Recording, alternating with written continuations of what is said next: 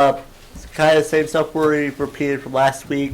Homecoming is upon us, and so many of us SGA members will be participating in the halftime events, trying to get people hyped up for like the second half of games and such. That October 3rd, again, we are going to the dinner to help out with that, and voting went very well. We have 3 new elected senators, and that's all I have to report. Thank you. Any questions?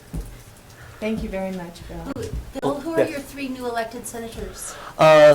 One of them is, I'm getting better about the names, not quite sure. There's Mr. Lanier, Senator Lanier. One of our current senators' brothers, Mr. Haney, and then the last one is, what's his name? Yeah, sorry, and we have one other, but I cannot remember his name at this moment. Okay. Sorry about that. That's all right. We'll see it in a list somewhere. All right, perfect. I'll be sure to bring it to the next one. Okay, thanks. Anything else? No, thank you very much for coming. I believe that Ken Carroll is not here, so we will move on to Faculty Senate, Leah Noonan. Madam Chair. Yes. Please note that the trustees do have a brief report from the staff senate at their places. Oh, I'm sorry. Yes, we do. Thank you. Thank you very much. Yes, we do. Thank you. Your turn. I thought you Thank would you. read your husband's.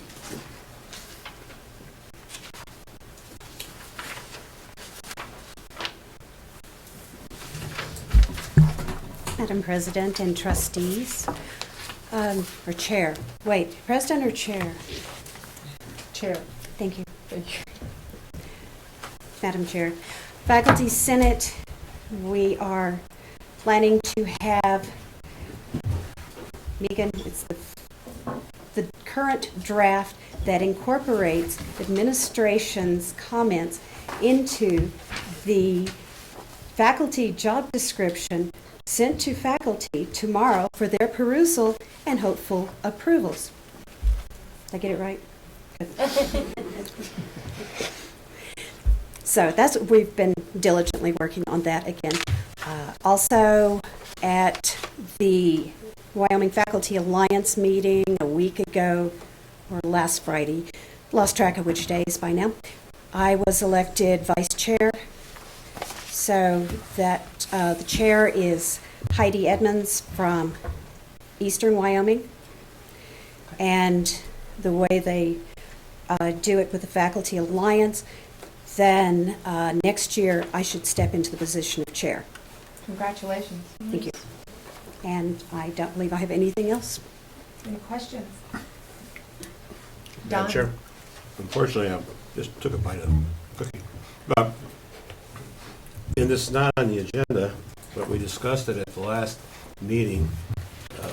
That is, eventually we're going to have an interaction with the faculty, with the Senate, the staff Senate, and also with students.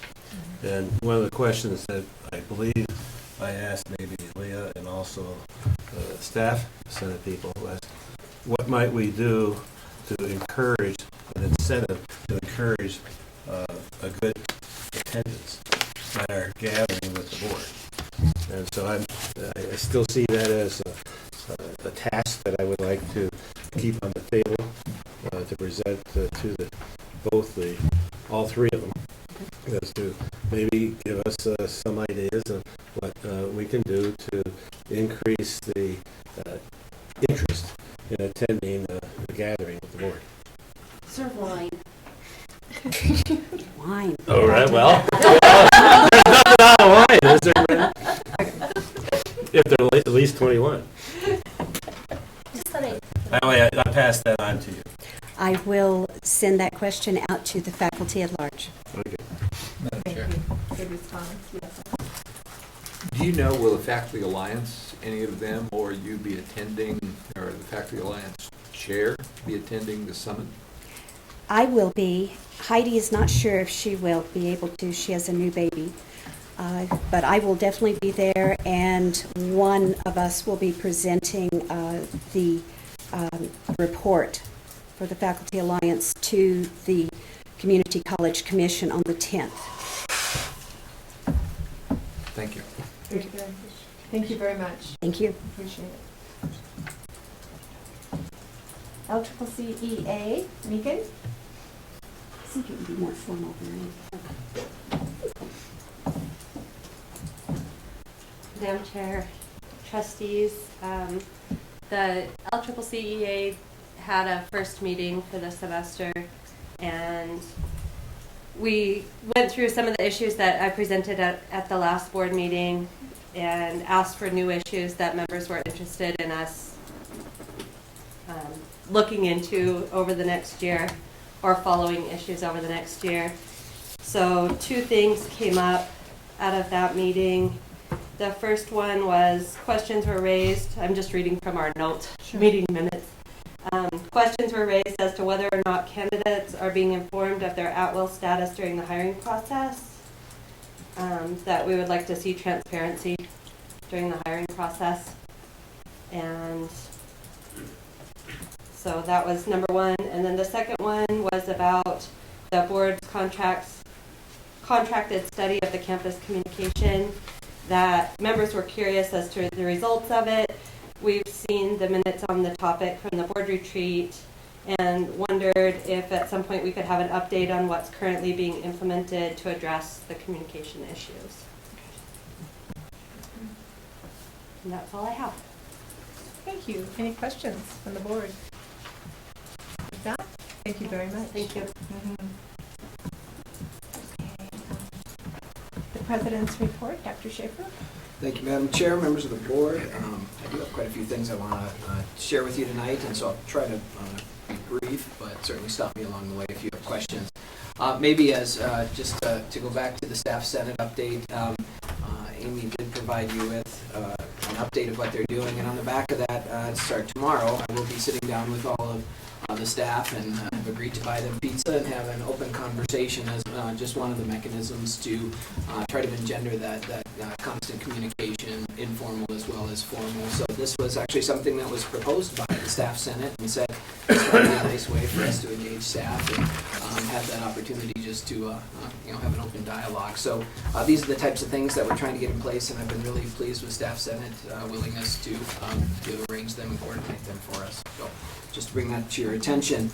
A couple of other things here. You have a copy of an article, and I just wanted to share with you. This actually was in the September issue put out by the Council for Resource Development. They're higher education community college organization focused on advancement, foundations, development, and everything. It's a national publication and really quite well distributed and received. Anyways, there's a nice article in there about bonding, general obligation bonding, and you'll see that they contacted LCCC, and so Associate Vice President Lisa Murphy and I had the opportunity to share a little bit about our experience, and they really put in some nice coverage for LCCC, so I thought I would share that with you. Read it as you have time. You also have on your table a copy of the Commission's Strategic Plan 2.0. And I share this with you both for your information about what's happening at the commission level, but also to say that when we first looked at the draft, we thought we could really help improve the publication, and so LCCC designed this and put it together for the commission, and so I share it with you for both of those reasons. Within it, it's a much simplified approach to the strategic plan. We focus on these 4 Ps: participation, progress, performance, and placement, and those are the things that are driving many of the statewide initiatives for improvement in the community colleges. But you'll probably hear more about this at the summit and at the coming commission meeting.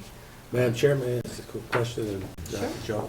Joe, did you say that this document was designed by our college? Yes. And therefore produced by our college, and therefore in kind by our college? Madam Chair, Trustee Erickson, no, I believe for the printing costs, the design was in kind. The printing costs, the commission did cover, to my understanding. Okay. But yes, we were Okay. kind in helping them, but we wanted to make sure we put our best foot forward when we started No, to share this about the it's work. excellent. Thank you for the question. Performance funding. So last week, the presidents met with Dr. Rose in Casper College, and we had a fairly lengthy agenda on a variety of things ranging from state longitudinal data systems to performance funding. But I promised to come back and just share with you sort of where we ended on performance funding. In your packet, you have a draft front and back page of performance funding metrics. These were put together right after that meeting, and they are indeed a draft. The commission remains convicted of their course to tie a larger portion of our funding to performance. And so we sat down and said, well, what would that look like and what types of measures would we be utilizing?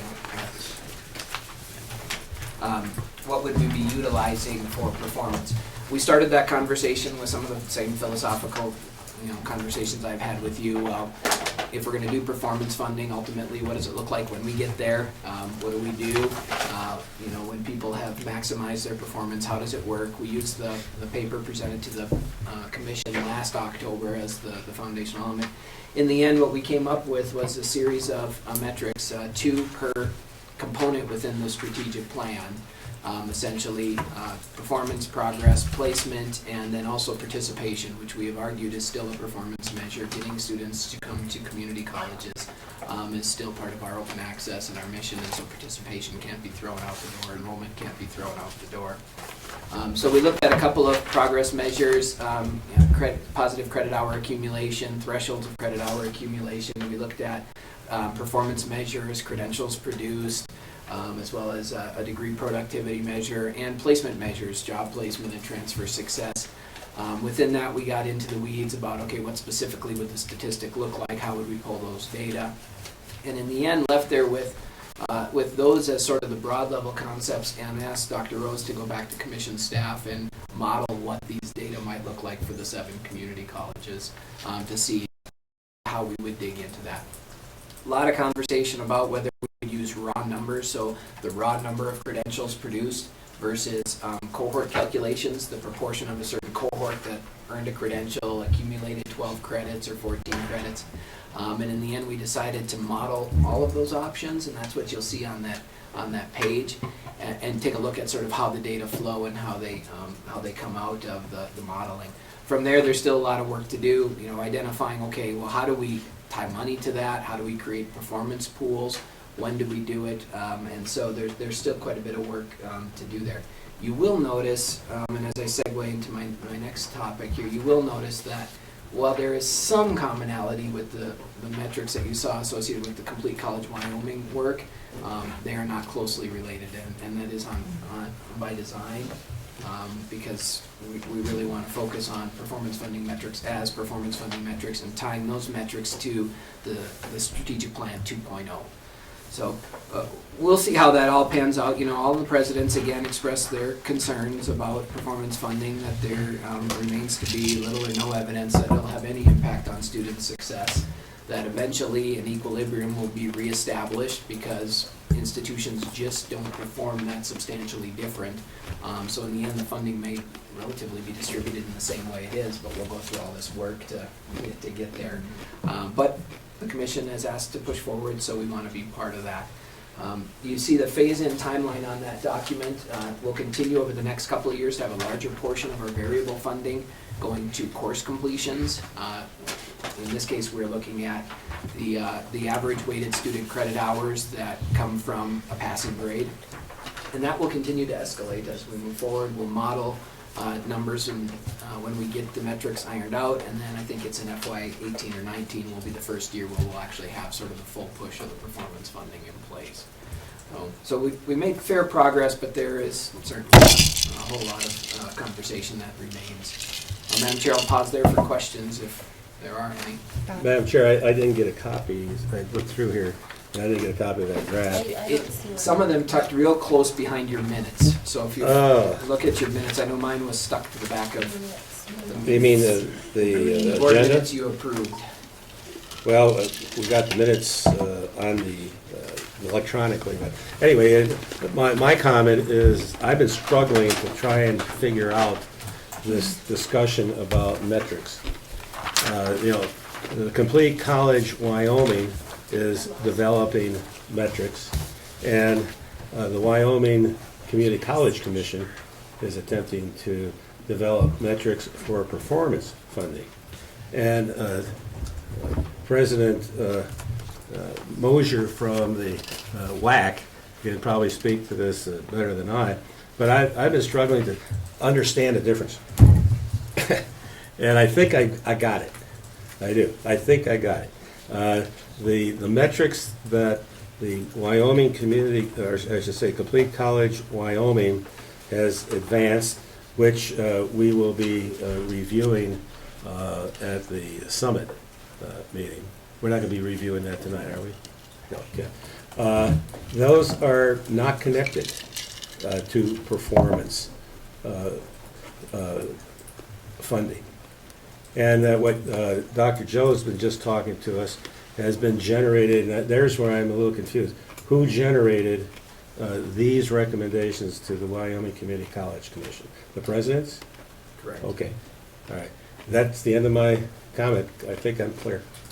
Well, and not to add to the dialogue, but Madam Chair, Trustee Erickson, that's one of the questions that seems to be popping up across the state now is, are they linked, aren't they linked? Even if we say they aren't, there are going to be some similarities. Will the layperson make that linkage, and is that appropriate for them to do that? Which has led to numerous other conversations about, again, the purpose behind the Complete College Wyoming metrics. Some institutions are more advanced in having measures to assess institutional effectiveness and progress and student success and all of those things. Other institutions have not formalized that. So I think that's created a mix where some people believe that the Complete College Wyoming measures are going to help those institutions monitor progress, whereas institutions like LCCC already have those mechanisms in place. Then there's greater conversation about who, for the Complete College Wyoming metrics, who's the primary audience for these, and if it's policymakers, isn't the voice for our policymakers really intended to be the Trustees Association? And so there's a lot of dialogue with it, and at this point, without understanding the ultimate audience and the purpose for Complete College Wyoming measures, knowing that performance funding measures and likely additional measures will be put in place by the commission to assess whether or not they're meeting their strategic plan. And then, of course, the institution will have measures both for annual assessment of institutional effectiveness as well as achievement of our strategic plan. The question still goes back to, well, then what is the purpose of the Complete College Wyoming metrics? So I don't want to undermine or suggest that the work that they've been doing hasn't been valuable, but my recommendation to you would be to focus on what's happening with performance funding, the strategic plan, Commission's strategic plan, and then our strategic plan and the measures we're using, because I think those are the ones that will have the greatest longevity in terms of what we're doing here at LCCC. Madam Chair, I think to tag on with what Dr. Schaefer said there at the end in terms of looking at what we're doing, one of the things that seems to be consistent in the Trustee Association is, and consistent with Complete Wyoming, is the idea that we should be looking at our college, not necessarily tied up in looking at all colleges, but rather we focus on setting those standards for our college. And I think that's consistent with what Joe is saying. We have our focus on our KPIs, and we'll use those relative to our strategic plan. And that strategic plan is also taken into consideration the state's strategic plan, their interests. So I think they're connected. Sometimes it's a bit of a stretch when you look through there, but I hope we will always keep the focus on our college and each of the individual 7. That doesn't mean we're ignoring state or even national interests there, but it means we're focusing on what we're doing, what our interests are in the community, because we're a community college. Thank you. Thank you, Madam Chair, members of the board. That's actually a fair segue into the third attachment that I hope you guys have. If you recall at the last meeting, Trustee Mosier and Trustee Erickson had asked for some ammunition, maybe, or maybe information. Our position as a board. To help them as they enter into conversations next week as part of the Community College Summit, the WACCT board meeting, as well as the commission meeting. This is a crosswalk that I put together just in response to your requests to try to illustrate the alignment between sort of the three things that are happening here, the Complete College America initiative, the Complete College Wyoming initiative, and then your strategic plan here at LCCC. And so I did my best to sort of break out the different initiatives, the different areas of focus, and try to make that connections. And hopefully what you can see is that in many regards, we really are lined up in terms of what the national dialogue is, what Complete College Wyoming dialogue is, and what are the actual implementations and the things that we're doing at LCCC. And you know, I'll say that hopefully when those of you that are going have a chance to listen to the McClennies next week and they talk about what does the evidence show us in terms of practices that truly work, you'll see them refer to high impact practices, and I hope you'll see the linkage to the high impact practices that we are in the throes of implementing here at LCCC. So that's there for your resource. I know Trustee Moser said he perhaps had some questions. I'm happy to answer any of those specific to what's in this document, but most of our stuff came right out of our strategic plan. Madam Chair, President Schaefer, one of the things that I felt was important that maybe doesn't get enough play in answers or plays into the questions I think a lot of people have is when you look at the goals relative to this crosswalk that we asked you to put together, I think it's helpful to take a look at and really feel comfortable with the fact that we've got a goal that's the completion agenda. That's the one most people talk about. But I think when you look beyond that, you get into the strategy for what we're trying to do, and that means working with developmental education, changing the way we're trying to assist students in being successful. And if you continue down that path, we're still talking the agenda for the 21st century in terms of achieving those degrees and certificates, but it's also aid programs, which we talked about the last meeting in terms of scholarships and how we're trying to allocate the scholarships. I think we're learning as we go along better ways to utilize those and assess what we're doing with those scholarship funds. And then the redesign that I think the faculty have gone through and worked with the students now appreciate the maps in terms of student success for completing their degrees. I think that's a critical part there as we look at the coursework that's developed. And I think some that get a little hard to deal with is like the culture to thrive in the future, trying to put together policies and administrative procedures for that. That's the one we probably, quite honestly, at different times struggle with. I mean, trying to have those policies and procedures in place that assist us in being effective. One of the things that I also find very beneficial here is that on strategy D4, you're looking at publish all program curricula and ways to illustrate the progression for full-time and part-time students.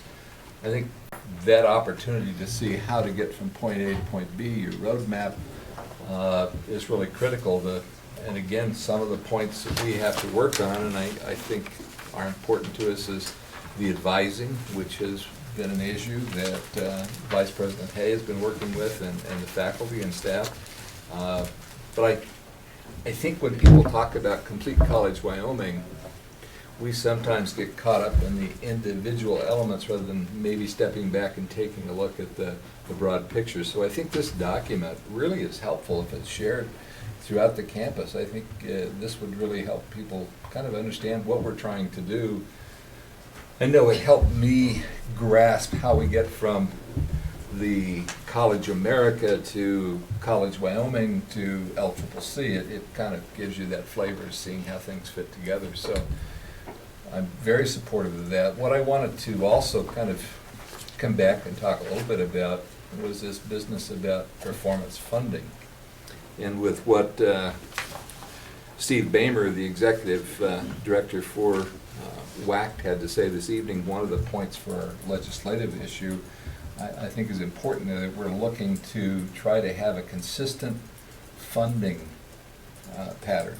This change that we may need to do in terms of the statute to try to provide for us to have the funding up front and not wait around and always be caught in this trying to request additional funding. But I think it kind of speaks to the issue that I know when I came on the board and years before that, the question we always ask, even in terms of faculty associations, faculty alliance, I think trustees, I would hear it at their meetings, the commission meetings, was we need some consistent funding source. And I think we're probably getting closer to that than we've ever been before. And I look forward and really hope that that does open up and we can change the statute and be consistent. It's not like a big pail of money is coming.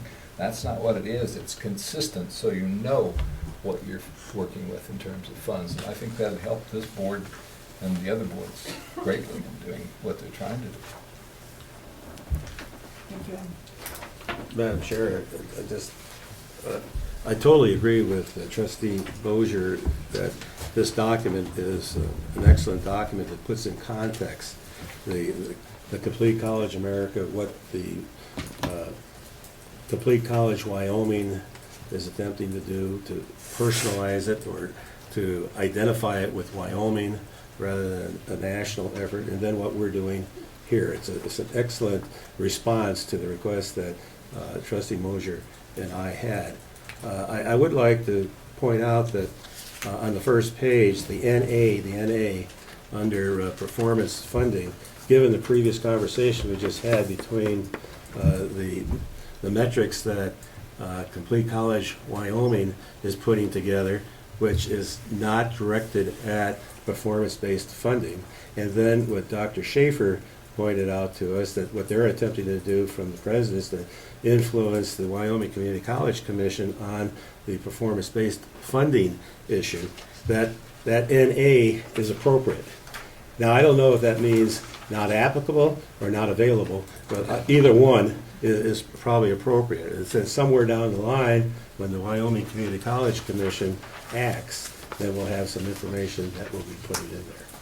Am I saying that right? Madam Chair, Trustee Erickson, I have not applicable there for a clear reason, and neither Complete College Wyoming nor LCCC has any authority over the distribution of the allocation of state aid to the community colleges. That resides solely with the Community College Commission. And people have heard me preach perhaps about what I believe will really motivate change in higher education, and I think it's the culture that we communicate and what we do.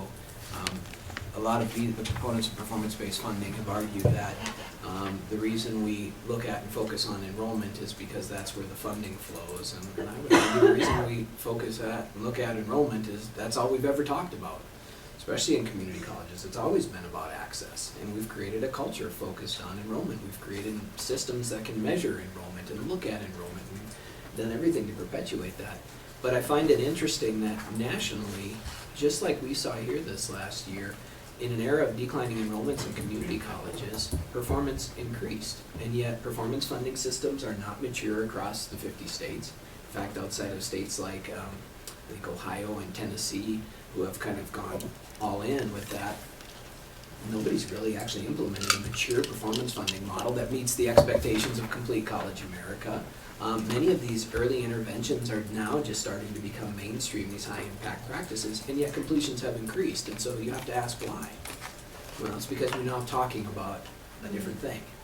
And so in my mind, the strategic plan and the things we do to have conversations around the outcome we're after will have a greater impact on whether or not the money flows to a certain metric, but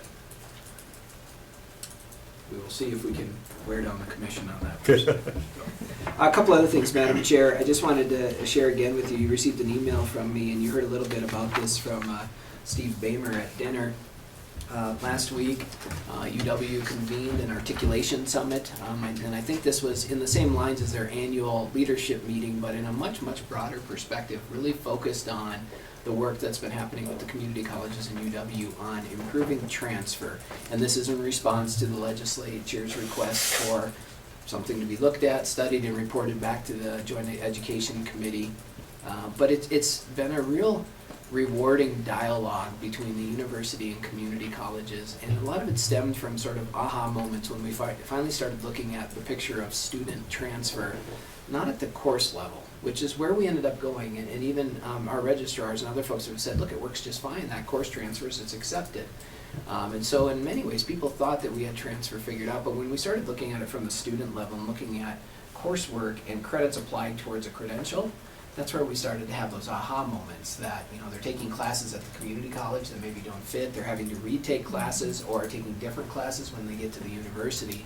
And so it's been a pretty robust dialogue, and it's been good to see the faculty coming together. But I think the thing that really pleased me the most is every meeting I went to, whether it was with the administrative group, even at lunch with President McGinnity, when we were actually walking around in the different faculty groups, everywhere I went, they were talking about, well, LCCC has this. You should do what LCCC is. Use this form. We've signed the first business agreement with LCCC, and this is the framework we're going to be doing it. We're talking about advising from a full spectrum with LCCC. I mean, everywhere I turned, it was LCCC, and so it was really rewarding to see so many of our faculty and staff, our deans, our executives over there, and engaged in really being held up as sort of a model to emulate for the other colleges. And so, we still got a lot of work to do, but I just wanted to share with you that summit was a success, I think, for the state, but certainly was a success for LCCC, because we got a lot of comments from people saying, wow, it's good to see you guys working together on this, and really focusing on this and being willing to step to the table and do some work on this. And so I just wanted to share with you that was a very positive experience for me, and I hope it was for the rest of the faculty and the staff that were there. Excellent. Madam Chair, I'd just like to comment on this articulation and transfer of programs and compliment the students, faculty, and staff. And I really want to put a finger on the faculty, because I think the faculty here has shown an extreme interest in trying to make sure that students, when they leave LCCC, that they're taking the next step and that they'll be successful in what they've done here at LCCC. They will find that that's beneficial to them in terms of their next steps. So, I think whether it's history or whether it's business or science or what area, it's tough to work those out. I know I was down in the trenches and fighting with university faculty for years, and there is an issue about, well, can you really provide what they need and that kind of thing. But over the years, I just love the fact that we're now at a point where some of that professional disagreement is kind of disappearing, and at least disappearing at a rate that benefits our students greatly, and that's what we really need. And I think, I don't know, I'd ask Trustee Kilty if, since you're in that neighborhood over there, what are you hearing in the trenches? Because that's where you're hanging out now. At the present time, there's so much mortar fire around in the trench that I don't really hear too much. I've become a creature of the high plains on the other side of the hill, but I don't hear a great deal about LCCC except the excitement about LCCC's engineering program over there, which is now pretty well attended. We've got good enrollment in those classes. And I think that's going to be a huge benefit to both LCCC and UW. Which, Trustee Kilty, Madam Chair, if I could, I think you were looking at that transition as even better than ever before for students to move between the two institutions, right? Yes, and it works in another way too. We're serving another need over at the University of Wyoming, where students can come back to LCCC and take classes that they are struggling with in a much smaller scale. Instead of being in my dynamics class at an enrollment of 72, they're in Chicad's dynamics class with an enrollment of 16, and that just leads to a lot of personal attention that I can't give them with 72 students in there. And so they're moving back and forth. It isn't just transfer in one direction, it's attention for students going both directions, which I think just benefits both institutions and the students.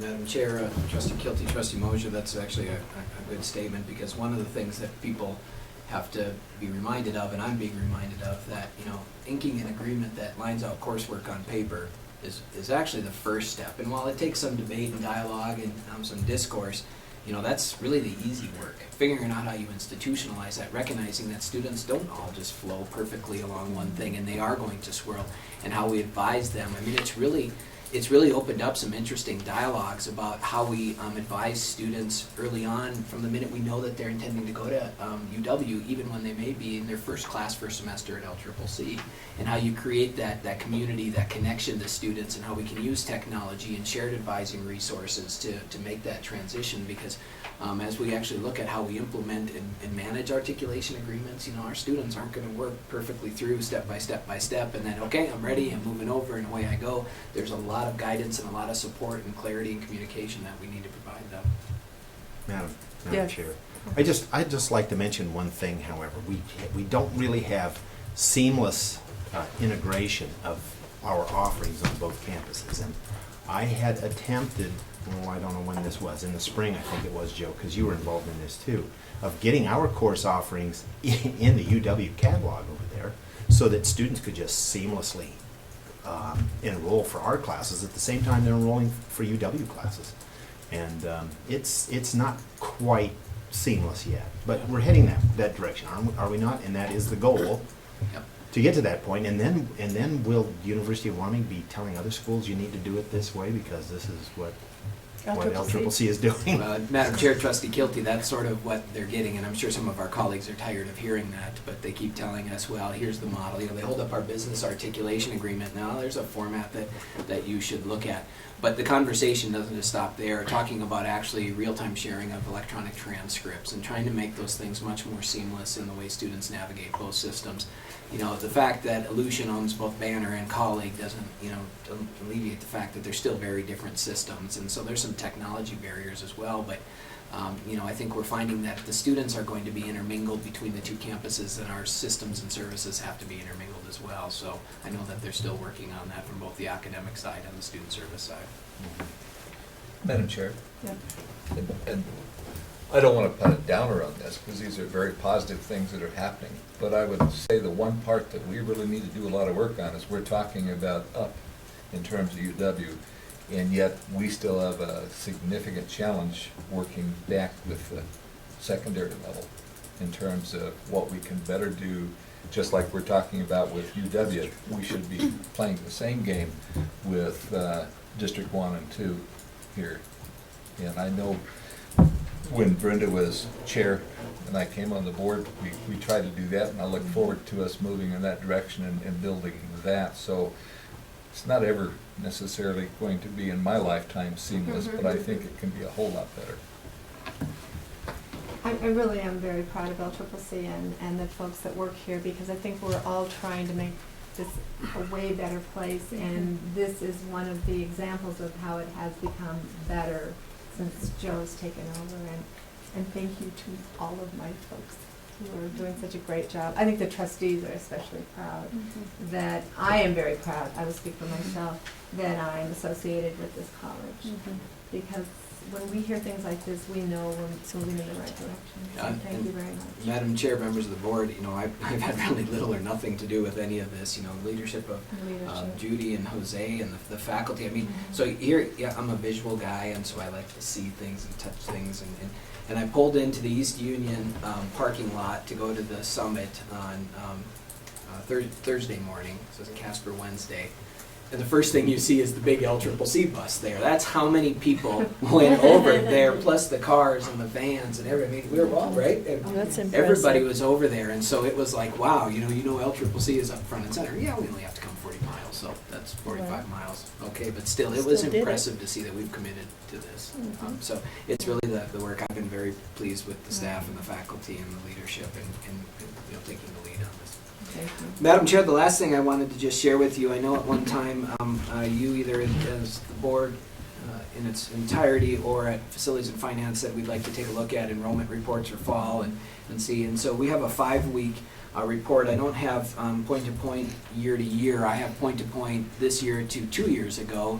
And felt I'd share that with you. 2 years ago, we actually had a higher enrollment than we had last year. And so I thought I'd just share this brief summary report from 5 weeks out from the start of semester. We continue to see some of the growth being picked up or making up ground in part-time students.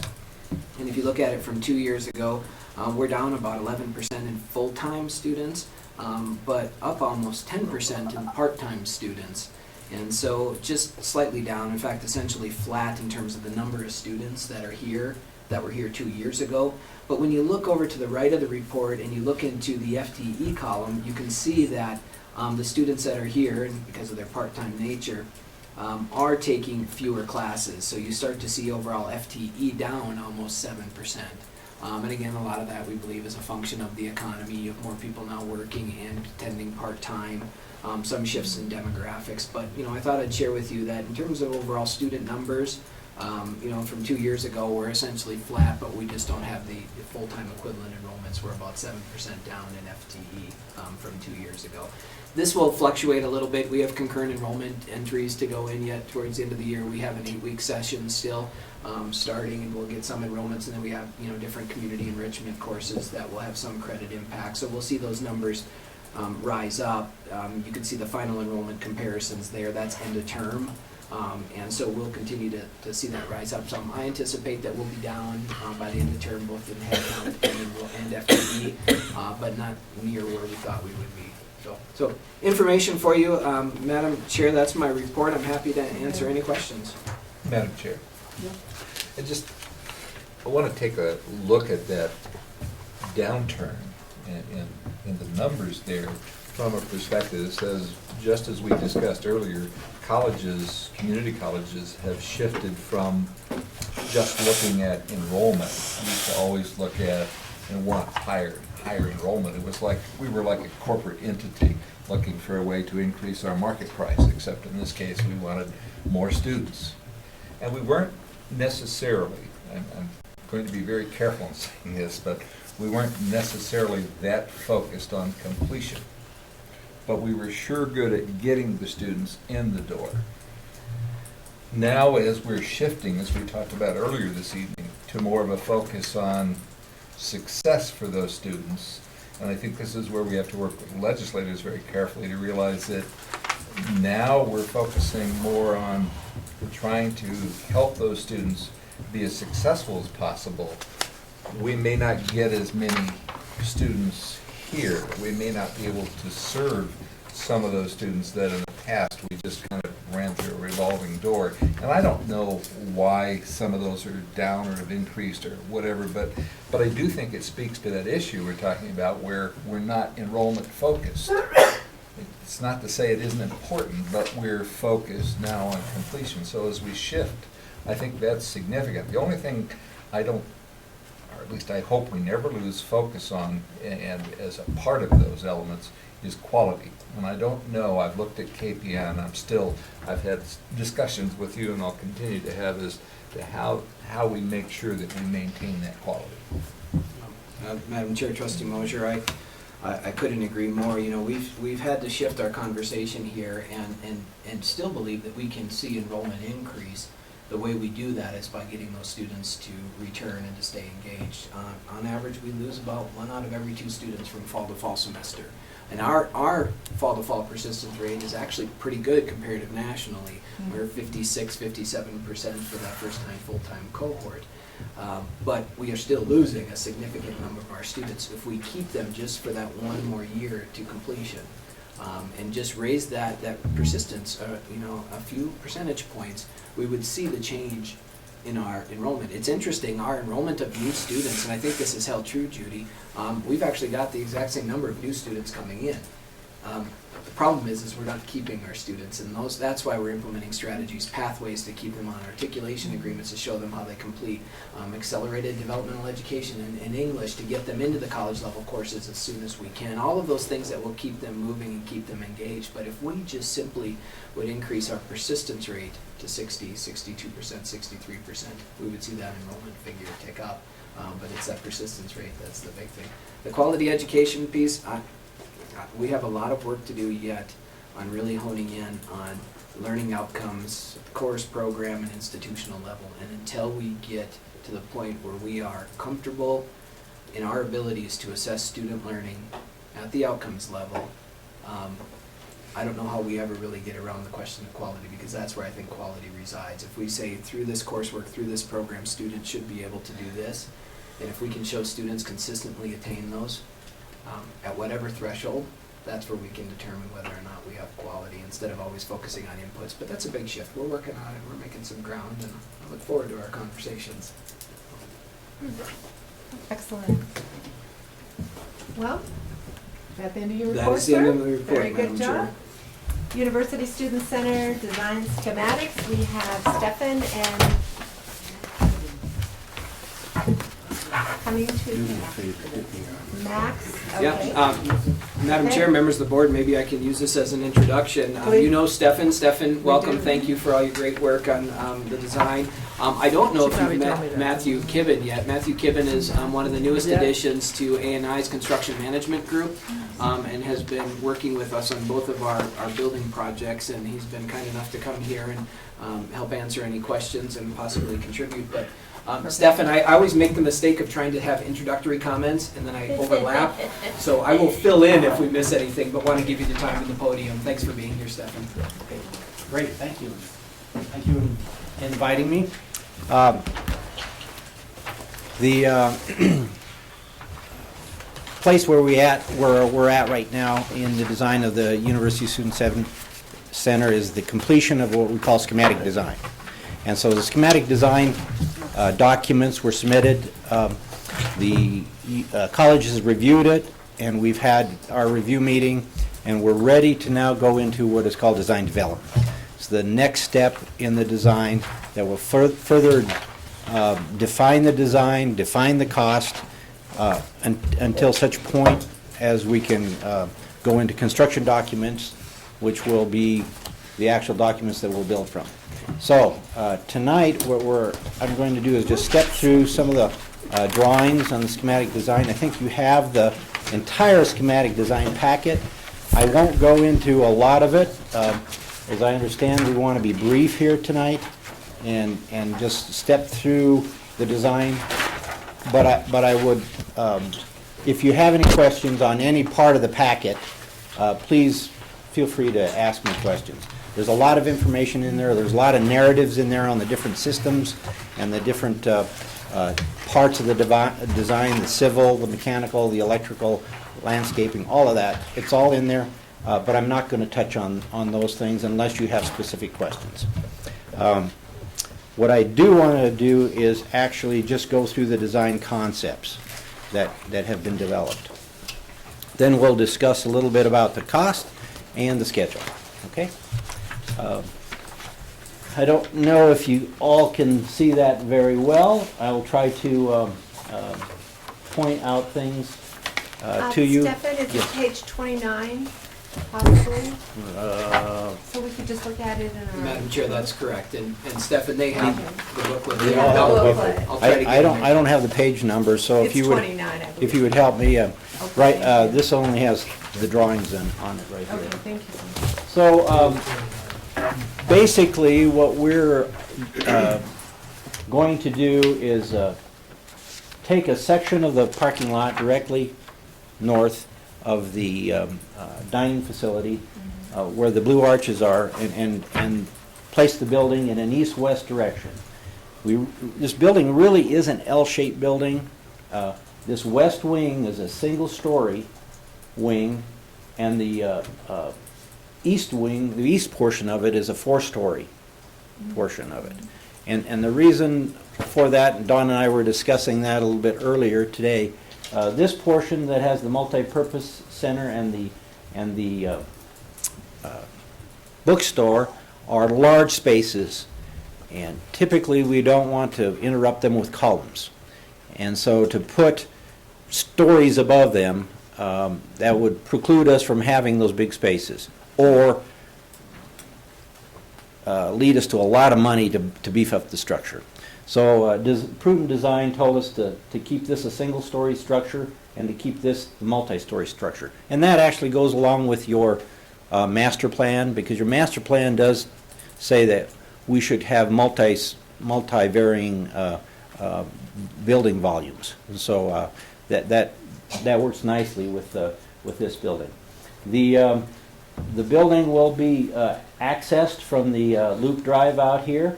And again, one of the important points of this building is it's to call out that this is kind of the entry And I'll show you in the elevations and the renderings how that will happen.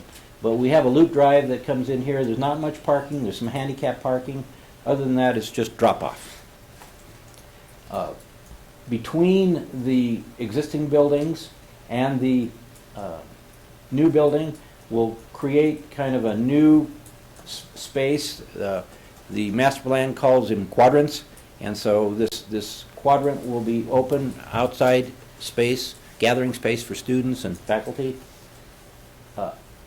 Since our meeting, we've decided to, since our design review meeting, we've decided to move this building a little bit further north to make this space a little bit larger. So you'll see that happen in the next phase. We do have service on the west side of the building. We will be creating a tunnel that will enter the building here and connect to one of the nodes that will feed. We'll get our chilled water and our boiler water from the north utility plant. So there will be work out in this parking lot. We do have a loading dock back here, and we still have to keep the loading dock for the kitchen, for the dining facility, and for the trash pickup of the dining facility open as well. But we're trying to linking in the pedestrian crossways to the new parking structures and the buildings to the north, and we've tried to make sure that we haven't encroached as much as we can on the parking. So we do have drive lanes. We will need to remove some of the parking, but in a future phase, this could all become parking if you wanted to. No need to have this all landscaped like it is. We don't have it in the budget to do that. Okay? And another reason why we've separated these buildings, we do have utility corridor going right through here. So are there any other questions on the site plan? I'll press on. Yes. I'm trying to picture, when you say we moved it a little bit more north, do you mean out into the parking lot? No, what we've done, the face of this building right here, we've moved it about 40 feet up to the north. Okay, So it's basically this drive gets shorter. okay. Rather okay. than putting all this landscaping out here, the committee thought we should put more landscaping down in here Okay. where we can use it. Okay, and when you said we don't have the budget for it, do you mean adding parking spaces? This area right here is right now there's a walk through here and there's a big Yep. landscape area Yep, and it's got all those lighting fixtures that are along the side. yep, We're not touching that. okay, And you could, in the future, we actually looked at putting additional parking here to make up for what we removed here. But we don't have any budget for additional parking. okay, Uh, okay. But it could happen if you're parking strapped. Landscaping is always good. I like landscaping more than I like parking, so I'm not in favor of tearing it out. But we have that new parking lot across. Correct. The, okay, Yeah. yeah, all right, thank you. Madam Chair, I need a clarification.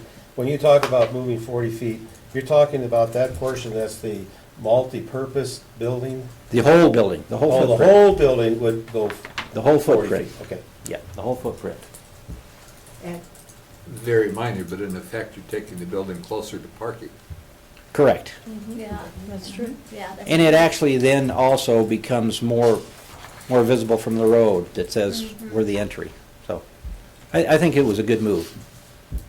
so my question is, getting the food and whatever into the dining hall will happen, is this a roadway? Right, and I can, when we get to the floor plan, I can show you, but Okay. this is the loading dock right here. So it will come out of the kitchen, necessarily it'll have to be, it's not a cooking kitchen, this is a catering kitchen, so it will be cooked in the facility down here, and it will have to go outside and into the loading dock. There's doors at the loading dock. And it's not a dock, like you would think, a raised dock, it's just a set of doors and a driveway and An entryway. An entryway, yeah. Okay, thank Yeah. you. We call it a loading dock, but there's no dock like we have at the kitchen. Any other questions? Okay, I'll go on to the next slide. Okay. One thing that we had not anticipated on early on in the programming stage was putting a basement in. We found it very prudent to put a basement in, however, because all our utilities are coming in below grade through a utility tunnel. Plus, it allowed us to put some of the storage, there is some UW storage down here, plus storage that was not ever programmed, that always is sacrificed in buildings. We're able to put some storage in here.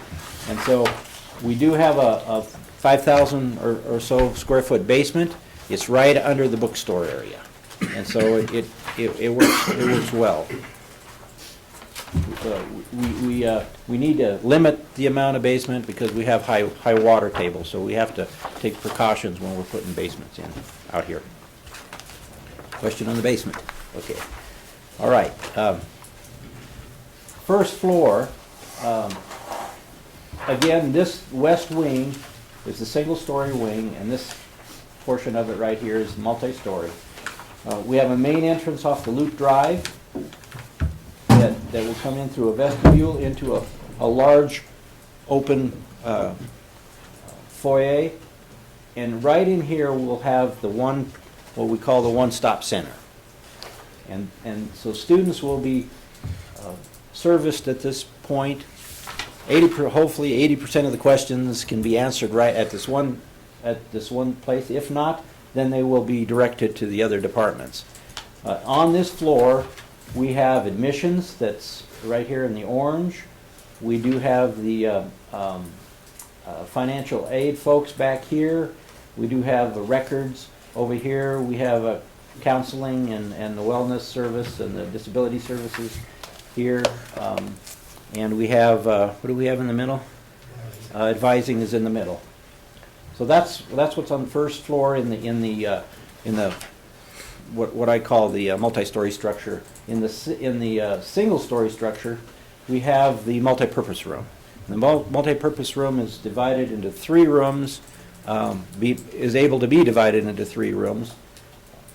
There'll be a service corridor in the back, lots of chair and table storage, and a catering kitchen. Again, kitchen is not to be used for cooking, it's just for catering. Back off that service corridor, we also have an entrance into what's the coffee shop for the bookstore. So we wanted the coffee shop and the catering kitchen to be across from each other and be able to use that functionality. Bookstore is situated such that folks need to walk through the bookstore to get to the coffee shop. It's good marketing. And then all the books and their storage areas is further to the west off the loading dock. There's a central core for bathrooms and for the elevator. You'll see that on every floor. Continues up. All our IT closets, all our IDF closets, all of those, they all stack as well. Okay. Any questions on first floor? Yes. My only question, and I'm not seeing it correctly, is this entrance to the north. So people will need to walk around from the north, or they can come in these vestibule doors here from From the south? right, from the Yes. south side where the more landscaping Correct. is going to be. But they don't really come in from the parking lot at all. They have to either go around one side or the other. Correct? People can come across the crosswalks, Right. and they can walk around the building either way. Mhm. But if they choose, they can walk through this building. Probably standard size. They can walk into That's what they have to go by. this little vestibule through the coffee bar and into the bookstore? Is that also an entry from the, that's not. The entry into the bookstore is right here. You have to walk into the lobby You to have to go through the go into laws. the bookstore. Okay. Got it. If you look at the back at the site plan, if you come across here and wanted to walk into the building, there's a walk that comes around, Mhm. and you walk into the building. Okay. Either, if students are just going to classes or somewhere else, not in this building, they take the walks around the building. Right. Unless it's bad weather and they want to go through the building. Right. That, Just, So I can get a perspective on this, your basement floor plan is under the bookstore. Does that take up that full footprint of the bookstore as we see it? If you look at where that stair is and where that elevator is, right here, Okay, I see how that matches up. so on so both that those. it's right here. So now my question regarding that, since it is basement, and we sat with a very low water table, High water table. High Yes, water table. High water table, correct. Low water table is like Yucca Flats in Nevada. we're moving. No. With that concern, and do we have to do, is there additional cost in trying to make sure we don't run into issues with? We will, even if there wasn't a high water table, we would actually put a perimeter drain system and a sump in anyhow. We just normally do that on all basements. It's prudent to do that. It's not that expensive to put a perimeter drain system. What is expensive is if we do some water, some more than damp proofing, we do put waterproofing on the walls, and we most likely will do that. That will cost us a little more. For the storage that we took out of the main building and moved down here, for instance, the UW storage, to pay for that space at, $280 a square foot or whatever it is, we can put it down in the basement for, $100 a square foot. So I think it's prudent to do what we're doing and pay a little extra more to waterproof the walls. We have other places on campus that's that way as well. The mechanical rooms, I think, get the health science, and there's other places that we've done that. We just try to keep them as small as we can. Will that be raised a bit? In other words, when we talk about a basement, at what level is that? Is that going to be ground level for the start of that basement, above it? In other words, when we look at the building as it relates to the multi-use facility, is that going to be a little higher, a little lower? Is it balanced? No, it's low. It's underneath. It's a full basement. Okay. Yeah, That's what it's full basement. Okay. Okay. Okay, I'll go to the second floor. Okay, the second floor is the area that you see in blue are all either teaching spaces, meeting spaces, or faculty spaces. Okay, so what you see here on the north side are classrooms. There's five or six classrooms there, and then all on the south side, kind of in that straight long corridor, are all faculty, both full-time faculty and some adjunct faculty alcoves in there. The purple area is the assessment center, so all the testing will be done in that location. Right across the hallway in that little yellow is the Vice President of Student Services. That's where she's going to hang out. And we do have a boardroom that you'll all be interested in on the second floor. It will be right up that grand staircase, right at the top. So we'll have a nice public access to it from the grand staircase. Madam Chair, Yes.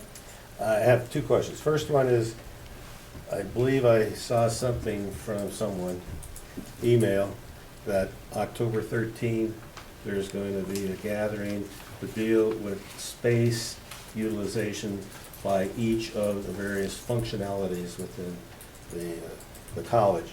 So this is an opportunity for this one function, the board, to maybe make some observations. I look at this boardroom and I say, this is absolutely unbelievable.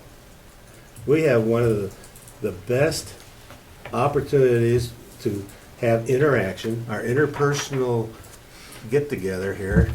We're cozy, we're close. The audience is right with us. If somebody wants to speak up once in a while, like Tim just did, very easily could do that. I'm concerned that the way this is designed right here, it gives the impression that it's going to be we against them. It's like the city council. Yeah, we don't want that. Definitely, we do not want that. The city council is like this, the school board is like this. You don't see eye contact. You look around, we've got a nice little circle here. So I'm gonna make a real strong pitch that we spend some time as to how that room is designed in order to continue the good interaction that we have here. I look around here, I got eye contact with everybody. I'm sorry back there, I missed you. Okay, I missed one person out of the entire room. I think that is an absolutely good thing that we have going here. I don't know whether the dynamics of the layout of the architecture here has promoted a good dialogue, good interaction, but I think it has. Madam Chair, Trustee Erickson, not to, so Stefan can move on. The layout of furniture and the things you see there are just there for exposure. What you're looking at tonight is really the functional organization of groupings within the building to meet the intended program and how the design would work. A lot of the things still will have to be worked out and addressed through the DD phase.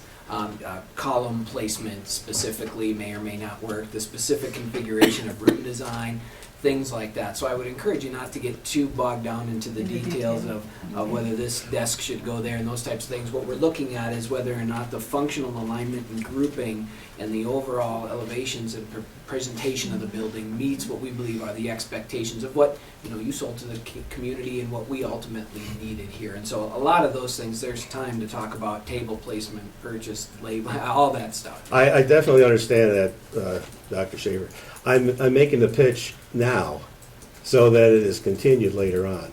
Because I think it's one that I believe is an essential for maintaining the interaction that we have in this organization. So with that, I will shut up. I think it was a good question because it's a message to all of us that don't get bogged down in the details at this time because we have more coming. Madam Chair, Yeah. hopefully I'm not at that level bogging this down, but I'm just curious.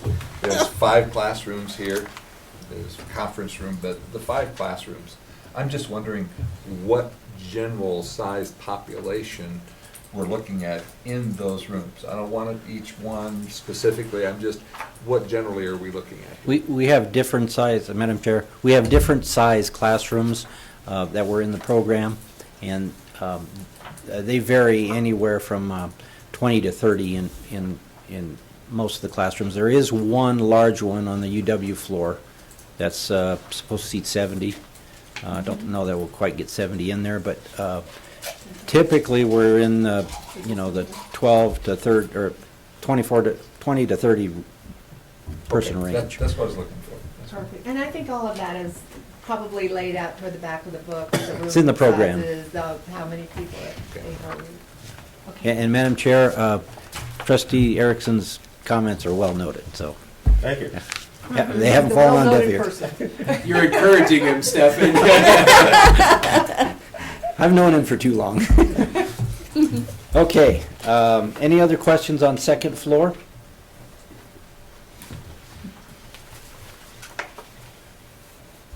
Okay, third floor is the University of Wyoming's floor. It basically has lots of classrooms. A lot of their classrooms are audiovisual classrooms. They do a lot of teaching via the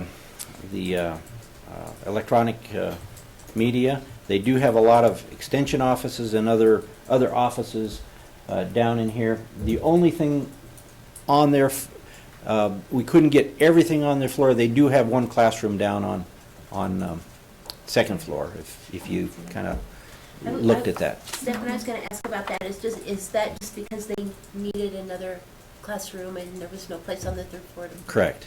Okay. And frankly, they agree, and the college agrees that all these classrooms are shared classrooms anyway. Yeah. Right. Yeah. So it really doesn't much matter, but that space that was in their program, it's down on the second floor. So Now this floor, you'll notice, as we go up, we're getting a little more rectilinear. We tried on the other two floors to keep that corridor meandering so that you didn't see long, straight corridors. But as we go up, the floors get smaller. Yeah. And so it's harder to do that. Madam Chair? I have another question. Stefan, is the color coding of UW space and LCCC space also for cost allocation purposes? I don't know that we've been cost allocating any of that. Have we, Okay. Matt? No? Okay. I don't think so. All right, thanks. Not to my knowledge, anyway. Okay, thank you. Okay, and then the final floor, the fourth floor, is basically all blue, which is all teaching space. We have, I believe, 5 classrooms, 6 classrooms, I don't know how many we have there, plus 4 science labs, and then 2 prep rooms between each pair of science labs. So, and again, the reason why science labs are up on the top floor is because the venting of the hoods and all that stuff makes it a lot less expensive to put it up there. So, any questions on that floor? We're going to be getting our exercise around here. We do have an elevator. These 2 drawings are elevations. They're kind of pen and ink drawings. But I'll go to the renderings. Right now, the materials are pretty much what are dictated by the master plan. We have stone, brick. We have some either metal or fiber panels that we'll use, and glass and glazing. So we have a lot of daylight in this building. Daylight is good for staff and Plants. and plans for staff morale and for academic learning as well. There's lots of studies that show that. There is the high-low type of building and the in and out type that is actually dictated, or not dictated, but recommended by your master plan. Visual interest. Correct. I like that. Thank you, Kevin.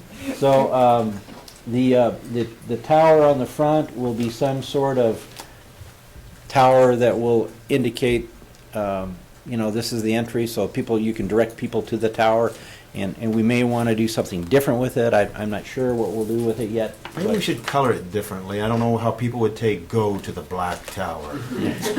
We could put blue and gold, right? So I don't know whether you want to, there might be lettering on it. There might be a big, we're at the Gateway Center building I'm designing in Laramie. We've got this big monolith, and it's got a steamboat.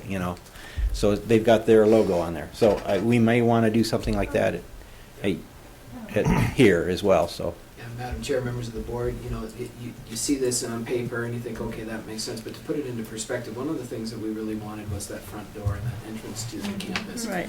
The gateways, the loop road, and what we're doing, the signage will draw people here. But when you actually see, in context, the magnitude of this building, the sheer height, the health science building is 3 stories right now. Most people say that's the one that sort of towers over the campus. Right. This is 4 stories, and that tower in and of itself goes up almost equivalent to another story.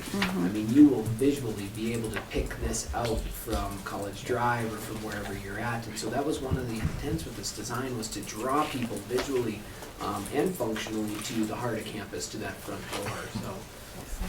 And Madam Chair, we are 5 feet from the maximum height that we can go by code.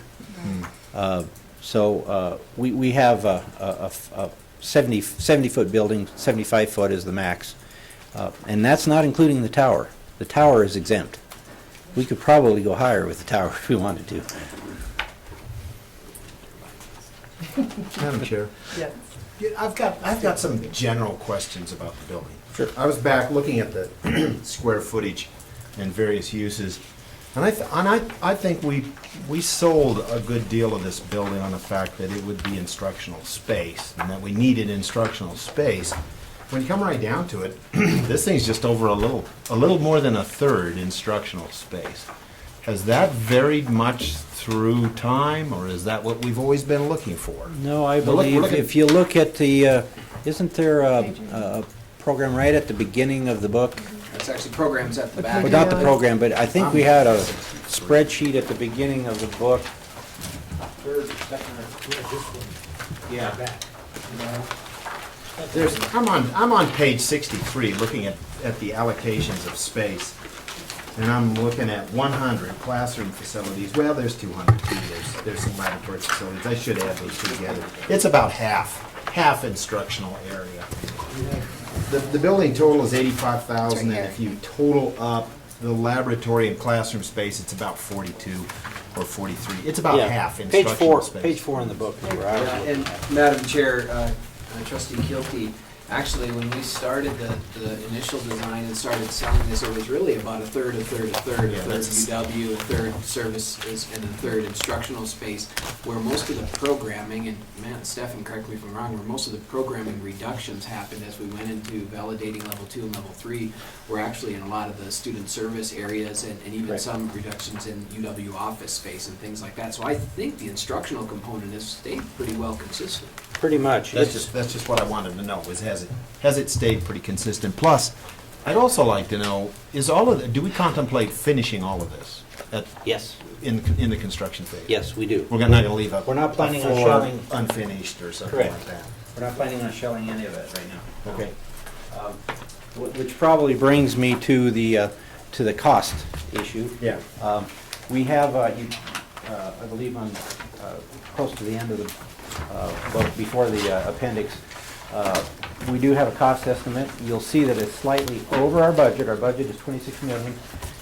I think we've got 26,493 shown. 861. 861, okay. 61, is it? And so, but we're very confident that we can bring it down. It's a schematic design estimate. We do have a 1.2 plus $1 million contingency in there, so we could take it out of the contingency. I don't want to do that, but I believe that through the design process in design development, the selection of materials, the heights of some of the spaces. For instance, right now, I think we have an 18-foot ceiling height in the multi-purpose room, and maybe we don't need 18 feet. Maybe 16 would be adequate, you know. So, I mean, 18 feet is a huge ballroom size. So, there's things that as we further refine the program and the actual design, we'll be able to put costs to the different finishes that we're gonna put in here. Stone, we've got stone, like I said, and brick. You know, stone is more expensive than brick. Maybe we put less stone than we put brick. I mean, there's a lot of give and takes. That's what we do in design development. We're developing the design, we're bringing it down, and that's when we will, at the end of design development, we'll have a cost estimate that will be on budget. Has to be on budget at that point, because from that point, all the decisions are made. We're going straight into construction documents after that, and we shouldn't be making any changes in construction documents. But when you say on budget, you mean without the contingency? The contingency We still is to will- handle we'll- surprises we'll still during want- construction. We'll still want yes. to keep some kind of a contingency Yeah. in there. Yeah, Okay. so that's why I don't want to use it, so. But, you know, we're only, what is that, 5% over? It's very achievable. It's not Yeah. a problem. As we put this building together, the materials we used and everything, I look back including this building, and yes, we've remodeled a number of times, but the basic footprint has been here and lasted for 4 decades plus. I hope we're putting together a building that will last a significant amount of time. We're not looking at major repairs and No, I'm just looking quality. Is this a quality project that we can look at in 40 years and say, I won't look at it, but you might? No, I mean, all our construction these days are pretty much mandated to be very No, we're looking at these 60 buildings. Make sure it That should be what we shoot for. Let me ask you another question. I'm looking in here, you got an inflation figure in here of 3%. You know, construction has been very surprising, I think. It's been, you know, if you look at the cost of new construction, well, I just recently bought a home in Laramie, so I know this. Same houses you can buy in Laramie for $400,000, you can hardly build them for $5.25. And so, you think 3% is a prudent value for inflation in there? That's what we've been seeing. Okay. And Matt probably has a lot more. 3% over 2 years. No, just 3% a year typically is what we're looking at. But we don't, when we're giving, these costs that we're giving you typically are at bidding time, and then we put on typically half of the construction, half of the longevity. So to the middle of the construction period. That's kind of industry standard for adding inflation. You don't add inflation to the end of the entire 2-year period. So Matt, you might be able to. We also increase the cost per square foot, knowing what the economy around the city is doing construction-wise. So we started with a higher dollar per square foot than standard building in the last 5 years at $205 a square foot. We're shooting for $250. Yeah, we actually increased it from what I put in the level 2 documentation as well. So I'm very confident we can bring it in at the budgeted price. We're gonna trust you. Madam Chair, members of the board, I don't know, Matthew, you've taken the time to come here. Matthew's, you know, the state lead on this for us, and I don't know if there's anything else that you want to share or anything. I think Stephen covered everything. Very good job. Thank you. Okay. Thank you. you. This is beautiful, Final Stephen. question? Thank you. Yes. Okay, Question so we will be back at, I think it's the end of November, I think, is design development.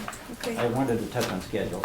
And then we'll go into construction documents, and we're anticipating being complete at the end of January, bidding it in February, starting construction in March. Wow. Excellent. That's the, Very exciting. Good job. Madam Chair, I hope I'm not bogging us down with this question.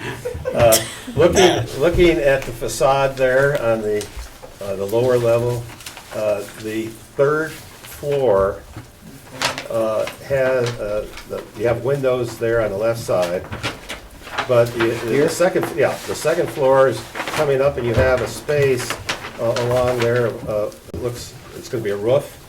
correct, Okay, and then above there's kind of like a canopy. correct. Well, I just was wondering if there's any opportunity for that to be some open space for use for outside. Well, we actually had some of that in our original document. Too costly? Yeah. Goodbye, no way. Yeah, you could, I mean, but, you know, that outdoor space, you know, you'd have to put a plaza up there, and there's cost to it. Okay. If the space that's for multi-purpose can be divided into 3 rooms, right? What's the size or roughly that you could handle within each of those rooms when you divide them? People-wise, I didn't look at that. I could. I think he knows 300 to 350 total. Well, I think 350 in the tile room, so I guess Somewhere, yeah, okay. somewhere north of 100. 12 or something. Yeah, like that. yeah. Cut a person in half. And It depends whether you're putting them at tables or you're putting them in seats, and I believe that's a table, round tables. capacity would be significantly larger if it was theater style seating. Correct. Yeah. Madam Chair, members of the board, this isn't under your approval items, and as you heard from Stephanie, they'll be back with the next stage of the design process before you. I would encourage you to consider taking action tonight. My recommendation would be that you accept the schematic design or approve your decision, just so we have an affirmative nod from the board as we move forward in this process and have it for the record as well. So can I have a motion to that effect, please? So moved. A second, please. Second. Any more discussion? All those in favor, please say aye. Aye. Anyone who disagrees? Brenda, we're voting. Aye. She disagrees. It is unanimous.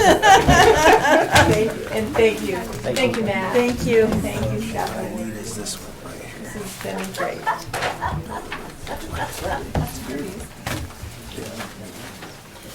Oh, yeah. Good night. Okay, that I remember. Next, we're going to have a first reading of the policies. A, Academic Program Review Policy 10.2. Has everyone had a chance to review these? Or this one in particular? Madam Chair, again, these are your first readings, so they're there for your information. Happy to answer any questions on these. You will see them in 2 weeks for approval. Perfect. Madam Chair? Yes. One of the things that would be helpful to me, if it's changes to an existing policy, that it be identified as changes. And so, like the one that I'm most interested in, student fees policy, because of all the concerns about student fees. Unfortunately, I was not able to bring it up on my computer to look at it ahead of time. Thankfully, Tara, my IT person right Becoming here. your faithful assistant. Yes. Becoming, she has been, for 2 years, she's great. So, anyway, my question is, is this brand new? It's a brand new statement, okay. All right. Madam Then- Chair, Trustee Erickson, in fact, I think in all of these, well, we have had procedure and policy on program review to some level. These are essentially brand new. The student fees policy is something we've never had, to my knowledge. Okay, thank you. Madam Chair, Yes. on academic program review policy, on this one, 1.0, in the policy statement itself, I'm just wondering if we, as a board, are initially approving programs when they start. And now we're reviewing those programs, that when I look at this statement, and maybe it's more procedure or shows up somewhere else, but I was thinking that it would be nice for the board if in the policy here, we clarified that we would like administration to bring to us a recommendation for continuation of the program, termination of the program, or modifications or adjustments that should occur within the time frame. And this would then have us more focused on when we're looking at those programs, and I know there's a much more robust review process that will be implemented. If we could look at doing that, because otherwise, I'm wondering, when we review a program, it's kind of like saying, okay, we read about it, that's nice. But we as a board haven't said, gee, we really like it, that's a wonderful program. We need to, we recommend continuation and with some adjustments. But those are coming from the administration, that you guys, based upon some criteria, are telling us, this is why we think this program should cease to operate. So I'm kind of thinking, putting something to that effect in there. Madam Chair, I've never heard of a program ceasing to operate yet, but his point's well taken. I would like to also see in there, if you're going to make a recommendation, on what basis you're making that recommendation. That the program's been successful, that the program hasn't met, you know, we make these projections early on of what these programs will do. Could you use that projection and then what the truth on the ground is, and say, it's based on the fact that we achieved 90% of our target, or we achieved 85% of it, or something like that. Not just a recommendation, because I just imagine, yes, there'll always be a recommendation to continue the program, but on what basis? Yep, Madam Chair, Trustee Mosier, Trustee Kilty, I'm thinking out loud here. Certainly open to adding in other statements here. One of the things we've been kind of chewing on is figuring out at what level and what role does the board want to be involved at the program review piece. We've had a lot of conversation, even as we've developed the procedural part of it, whether or not we should get to the red light, green light, yellow light, and those types of things. And as you can imagine, hearing that program review would be tied to, or could be tied to, recommendation for discontinuance, has caused some angst. We are working on policy and procedure on clarified program approval, which we've been trying to get done for a while, but also program moratorium and program termination. So when it comes to the point of recommendation for terminations and things like that, we actually would like to handle that in another venue, because there may be times where program termination may not be directly derived from a program review process. And so we want to keep that separate for a couple of reasons. But coming to you with some type of meaningful presentation to suggest that this program is still contributing to the institution meeting its mission, and what we're doing to improve and those types of things, I would say that's entirely appropriate. So I guess what I'm suggesting is not necessarily so simple as saying continue, terminate, or improve, but to give you some meaningful report on what grounds, what criteria, and are we evaluate the overall efficacy of the program, what we're going to do as a result of that program review. And I think we can provide that to you, and I have absolutely no problem with that.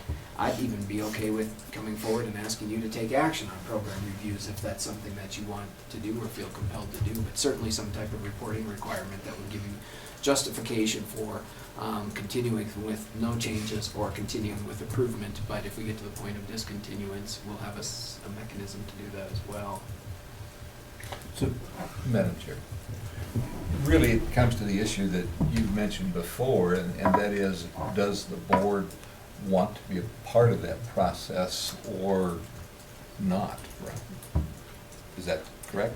Madam Chair, Trustee Mosier, I would say yes, and I don't see how the board can't be a part of the process when it comes to the decision of ending a program. Mm-hmm. So, and that's why I'm thinking we don't want a cloud program review with that fear of, that's one of the outcomes. I think we have to have the mechanism to go through and look at discontinuing programs that are no longer meeting our mission or the needs.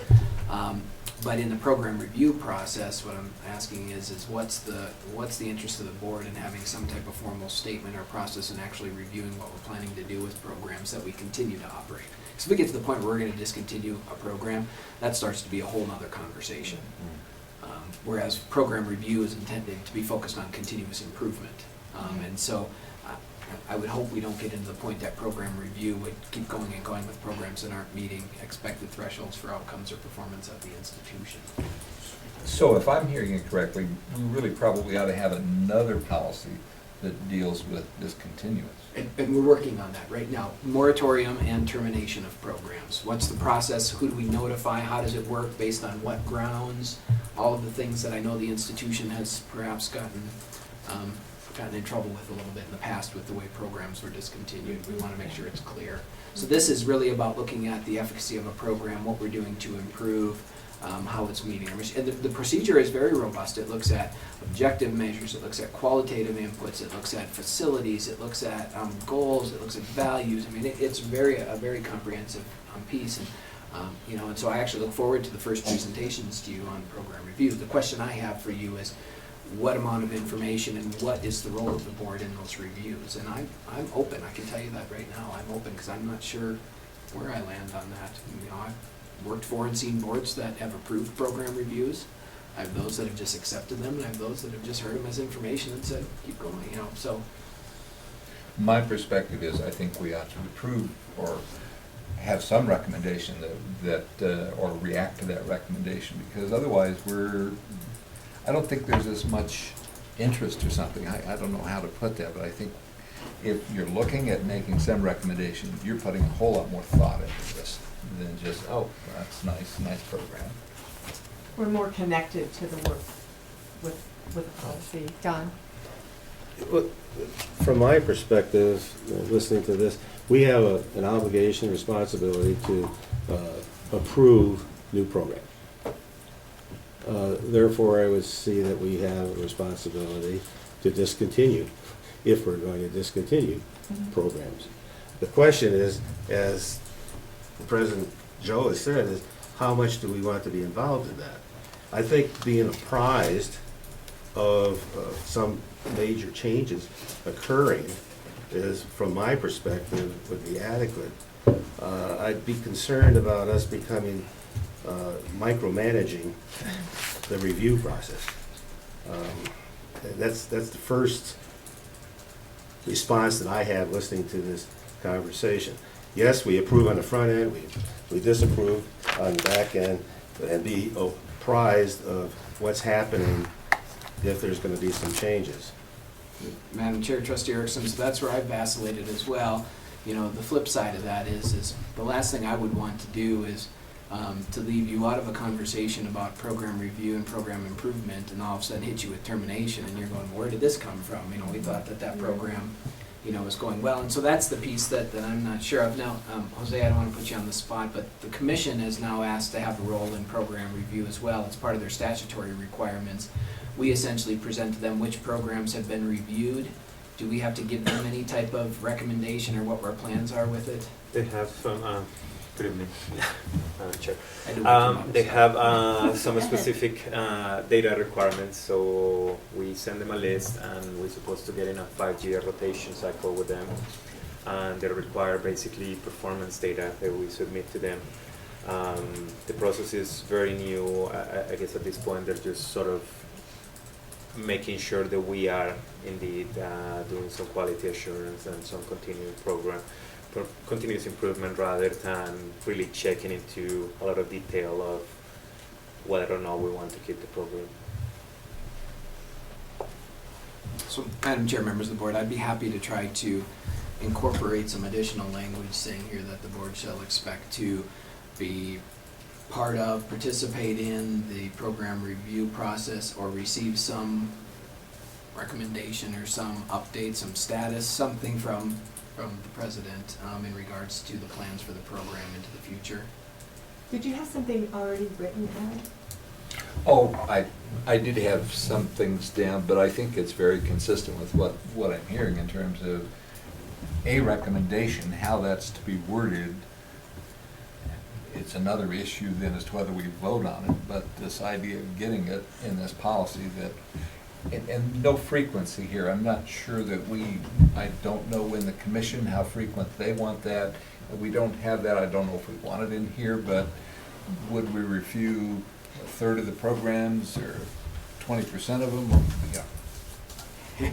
Madam Chair, Trustee Erickson, that is an interesting conversation, because even trying to get the right scheduling and sequencing seems to be kind of an ongoing negotiation process with who goes where. They're built within the procedure, and one of the reasons it's not in the policy is there's going to be flexibility for the Program Review Committee, Academic Standards, and others to make recommendations on more frequent review. Thus far, I think Higher Learning Commission actually sets some parameters, and the Commission sets a parameter of at least every 5 years.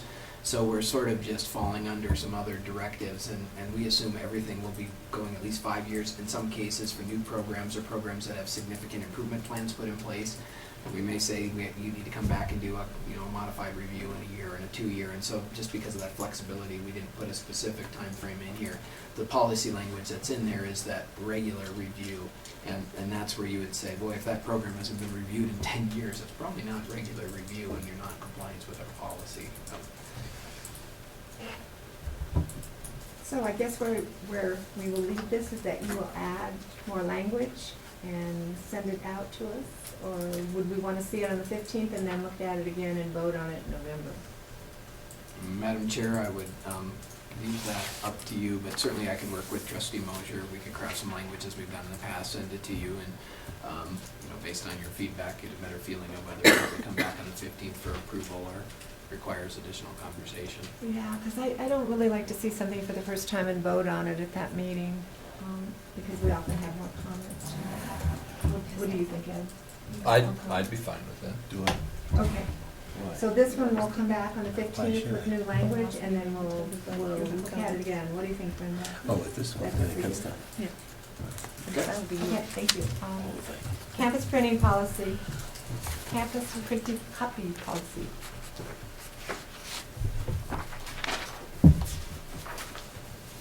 So these are all new.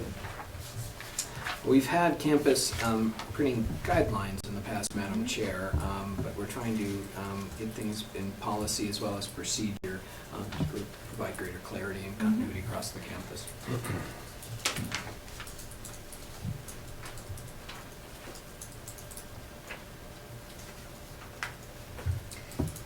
Any questions? Madam Chair, I'm just wondering with this printing policy, is this beneficial in terms of some oversight? I mean, when I look at here, the language is very general, but I'm wondering, what's the intent of the policy, I guess I'm kind of asking.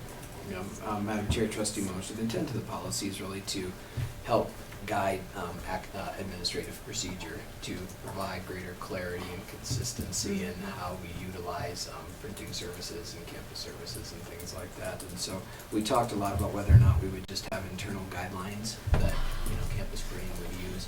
But because campus printing services impact every area on campus, and because we wanted to make sure that there was a formal statement of what we want to do procedure-wise, we felt it would be best to have it grounded in underneath board policy. So the policy is broad, it's general, and campus printing seems to be a low-level, not low-level, a lower-level functional service. We discussed that at some length, but ultimately thought, well, this would be what we would propose, and hopefully be the best way to communicate sort of the general parameters of printing on campus. Now, see, I disagree because LCCC prints our theater posters for us. So this is just very valuable. Well, I agree. My question on this one was, do we need this policy? And I'm just kind of floating around. I'm wondering if this isn't more at the administrative level, and do we need this at the board level? Is all I was That's a good question. Is there a reason that this policy was put in place? I think that's your real question. At the Why board are we level, seeing yeah. this as a policy? Madam Chair, members of the board, it's a policy because we have struggled with certain aspects of the provision of printing services, cost per printing, setting parameters for things like use of color, and determining when use of color is appropriate at the additional expense, binding, who we provide for, quantity that we provide for, encouraging people to utilize the centralized services versus the copy machines. I mean, there's a variety of different procedural elements, but the question comes up when you put those restrictions in place, why do you do that? And that's where you get to the philosophical level. That's really the policy level, and it's the policy states, Okay. we want high quality, so. Okay, so this will bring more clarity and will help the college. Madam Chair, Yes. I've been sparked here by Tara. She said I have to make a comment. No. She said, how come I haven't said something here? But it seems like... Tara. No, I told him he would do it next time. Oh, well, I'm going to do it this time. That would be The you. policy is basically directing the institution to develop procedure to do the very thing that Dr. Schaefer is saying. However, it does say that it's for the LCCC students and quality print production for its faculty and staff. That's kind of limiting. You might want to open that up in regard to what Trustee Little just said. So you're saying that we're doing it for the community as well, and we need to regulate it and just do it for the faculty and staff, for the college I didn't know itself? we were actually providing printing services for the community. So there are things I just don't know. And I'm okay with saying that. So I don't know what general parameters we have for printing. Do we charge you guys? Yeah, we pay like 10 cents a poster or something like that. It's not really inexpensive. Like a piece of bubble gum. No, it's probably more than 10 cents, but we pay that. Back out. Yeah, I better get We do pay the Giving cost. estimates of the cost. She's getting herself digging deeper. So are you thinking this is costing us too much money to be printing for many different outside? Madam Chair, members of the board, I by the next meeting, I will find out how we're handling auxiliary printing services. And I will help you find out about that. This policy and accompanying procedure was brought forward by the PR group because they were struggling with meeting expectations that differed amongst faculty and staff for campus-oriented printing jobs. I don't get the sense that we've had any trouble coming to any type of agreement. I haven't heard of anything with outside groups that we're printing for, at a perfectly fair rate. At a perfectly fair rate. But really what the issue is when we get requests for, 800 colored copies of this card stock for that, this and that, we're trying to provide some continuity in the quality that we provide and when we do the different services that we do, and are utilizing our resources fully. So from what I've been informed, this is really geared towards the internal use of campus printing services. Okay, because I do hear in the community that we do an awesome job here in our PR department, that they are the best. So. That's why we have our posters printed here. Next thing we'll do is look at our pricing for external auxiliary printing jobs. Oh, ouch! Okay, I'm gonna be in trouble when I get home.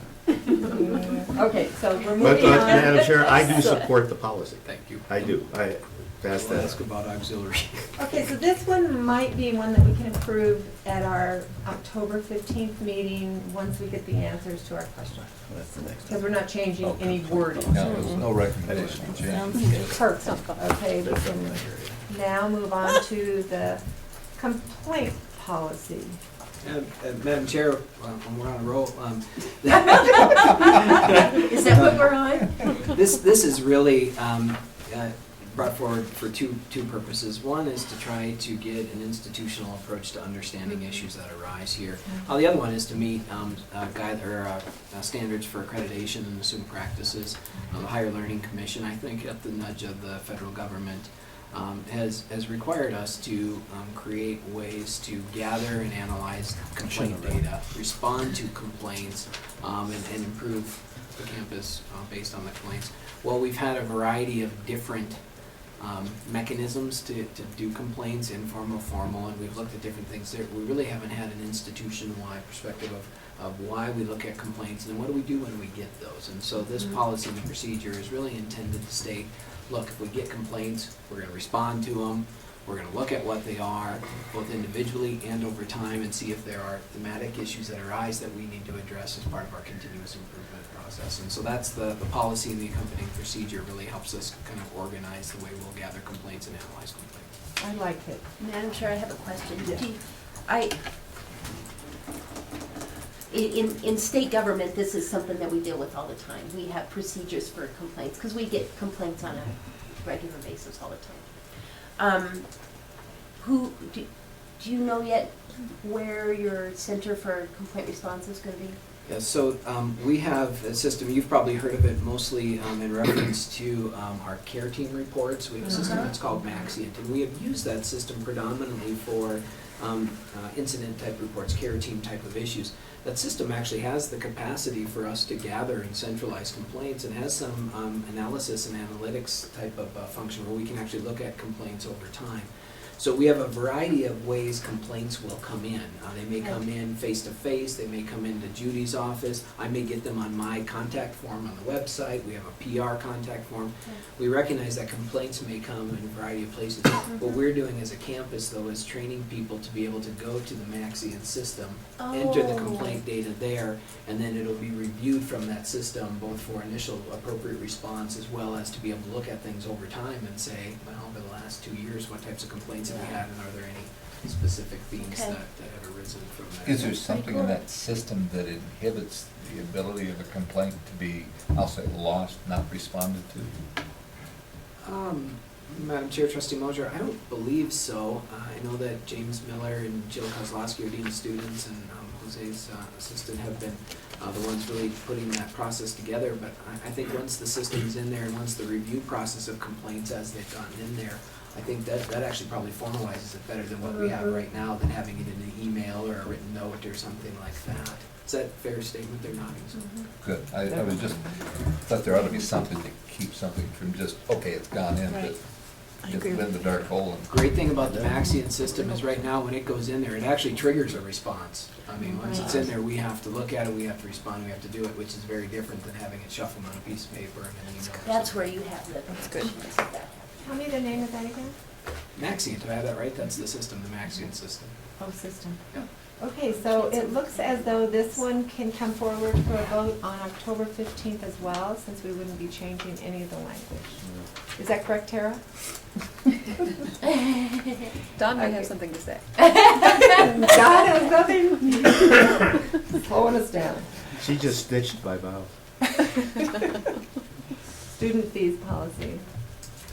Madam Chair, members of the board, I'm actually excited about this. I don't know if it's okay to get excited about these types of policies, but you know, this is one of the things we've been talking about for some time since I've been here, student fees. Now, the good news is that LCCC over time, we've actually reduced student fees overall. We actually eliminated one. I don't think we've raised a single student fee in the last 2.5 years here. So we really have been watching and trying to manage the student fees. What we've needed, though, is some philosophical policy level guidance and procedure guidance that would actually allow us to implement a system to, again, provide continuity across the campus, but to make it clear on how you request a fee, what type of rationale. You have to ask for who's involved in actually considering the fees. Our procedure actually requires and driven by the concept of inclusiveness and transparency, student government to weigh in on proposed student fees. Now, that doesn't mean if student government, if Bill stands up and says, we're voting against this fee, that it's not going to go through, but it gives students a meaningful voice in the process. It also provides a mechanism for review of student fees and tracking to look at have revenues been generated in sufficient amounts. Are we generating too much for the expenses associated with those fees, too little? We'll be able to track these revenues in a separate educational or a supply line within the budgets. It really sets the framework for us to be able to answer the tough questions that I know our students will ask us. Is you're charging me $100 for this class. How do I know that it's going to this class and what you say it's going to? What is it going to? And so this policy is that overarching document. You see, we talk about the use of student fees. What are they to be used for? Why do we have them? The review of student fees. The president needs to implement a process for reviewing them on a frequent basis, and inclusiveness and transparency, that people who are impacted by the installation or the changes in student fees are involved in the process. And so that's really what this policy does. Madam Chair, I really love this because as a trustee, I've been asked about student fees, and I've had no good explanation or a good way to answer that question. So I think this is good for us as trustees too, because then it also helps us be accountable to the public when people ask us about student fees. And we can point to this and point to the procedure. So I think it's great. Madam Chair, may I ask whether this policy has been reviewed for input by the Student Government Association? Madam Chair, Trustee Erickson, as part of our consultative feedback process, all proposed policies go through a development phase, they go to the cabinet, then they go out to consultative feedback. So that's out campus-wide for anybody to review policies and procedures. They then come back to cabinet, we consider any feedback or changes to the policy, and then it goes to College Council. College Council has 3 student representatives on that, and the fine young gentleman behind you is one of those representatives that do that. And they cast votes at College Council about whether or not to endorse the ratification of procedure and policy. So the students have had input? Trustee Erickson, yes. Excellent question. Thank you. Well, thank you. He's being sparked by our council. Yeah. By the way, I'd like to know, maybe that should be stricken from the record. What, your comment? No, the sparking stuff. You said it, I did. Stitching and sparking, this is great. Madam Chair? Yes, please. Just the last sentence in the original paragraph there, the president to develop administrative procedures for the review of current approval of new fees at LCCC. In effect, what we're doing is saying, develop the procedure for that. What if the board was not particularly happy with that procedure? Let's say the procedure was the president's going to decide, period, that's it. And we didn't like that.